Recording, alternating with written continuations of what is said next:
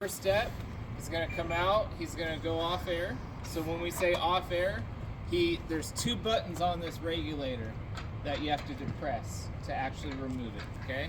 And he's going to holster it. Okay, so when we say holster, it goes right in there. And the big thing about that, side note, I teach at the academy, and in fact I taught him, so he knows this is a pet peeve of mine. When these new guys leave it flopping around, this can get damaged, it can get debris in it, and this is our lifeline. So I tell them, put it back in here where it goes, right? That's what it was designed for. Okay, so he needs to turn off his SCBA bottle. So he can reach back, righty-tighty, and he'll just turn that off all the way.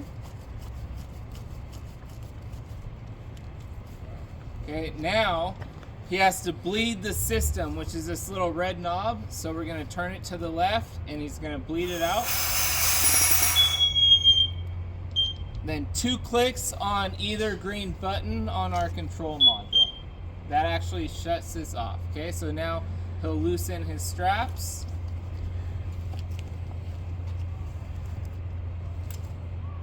You can take your gloves off now.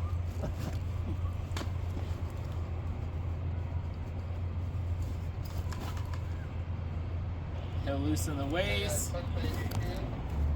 unbuckle it. Just if a it is seatbelt something, buckle. Sorry, Yeah, if it is something more emergent, we don't have to sit there and loosen everything. We're going to just get it off. Yeah. But as Sometimes it makes it easier to loosen it. We're going to take everything and put it back in a ready state. Yep. So that's what he's doing right now, making it loose, open for anybody to put. All right, take it off, Cole. Then he's going to take his helmet, his hood, and his mask off. This is very important. Watch how he takes it off. So I have a clasp right here. I'm gonna just pinch it and then pull.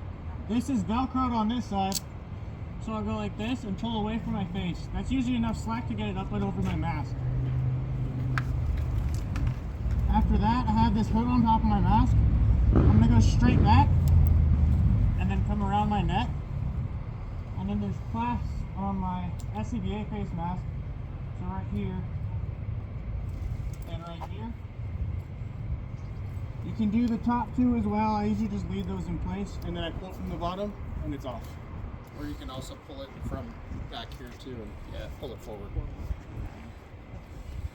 If someone's removing it. Yeah, like emergent. So he's doing the good habit of just stowing stuff, getting it ready. We used to not have these pockets on our jackets, so our mask would hang. And then inevitably during the fire, when we're doing overhaul and stuff where we don't need to be on air, a lot of debris gets inside that mask, and it's very frustrating. So he's putting it back there to protect it, 1, and number 2, if he had to put it back on quickly, like let's say another firefighter was in the structure and then they got hurt and he's got to get dressed and ready to go again, because sometimes that'll happen. He's ready to go. He has all his gear.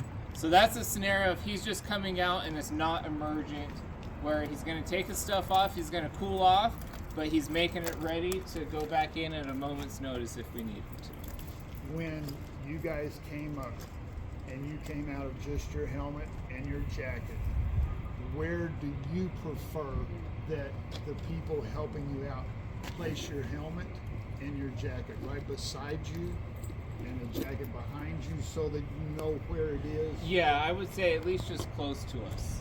And they won't let you take it very far. It's life and death to them. So we separated the chairs when they come in, they have their gear next to them and their jacket behind them. So they know where it is. Yes. So it's between the basket. So a side note in teaching moment, a few years ago in Hesperia, we had one of our captains fall through a roof that was on fire. A fireball came out. We're lucky he's alive, and it's giving me goosebumps talking about it. But we had guys who had already come out of the structure, and we were rehabbing. So really all it is they took their jacket off, they're getting water real quick.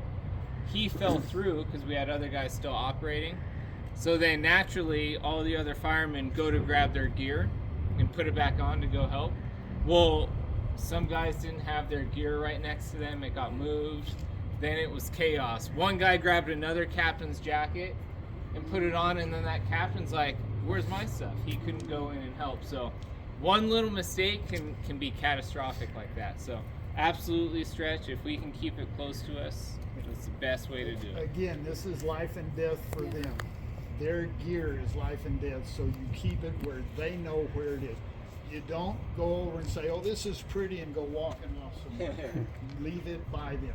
And if they're able, they're not going to let you take it very far. They're always aware of where it is. So is it a good idea to Put it have under their chair. Yeah. Just stick it under their chair, and then they Right can reach beside it. them. or one of those black boxes, storage boxes? That In this situation, just on the leave it on ground. the ground. Yeah, keep it simple. And we can hang the jackets up right behind you. Yeah, if you Yeah. hang them like that, or stuff it under That's the really chair, or important. just right behind, it's just fine. That's a good idea. Yeah. Again, too, and we probably did not bring this out strong enough. Those things are nasty. Have gloves on. Yes. Okay, we didn't stress that today. His are actually clean. I was gonna But say, yeah, after a I fire, don't know, you look like yours are brand new, so I don't know if you get These are, Well- these are one of my nicer some pairs. kind of glove, and probably in that situation, a work glove, a cotton glove, more than a latex glove. yes. You know, I apologize that I did not stress that to David, but that is something we need to be aware of. Agreed. Culturally, over the years too, we're trying to get better at it.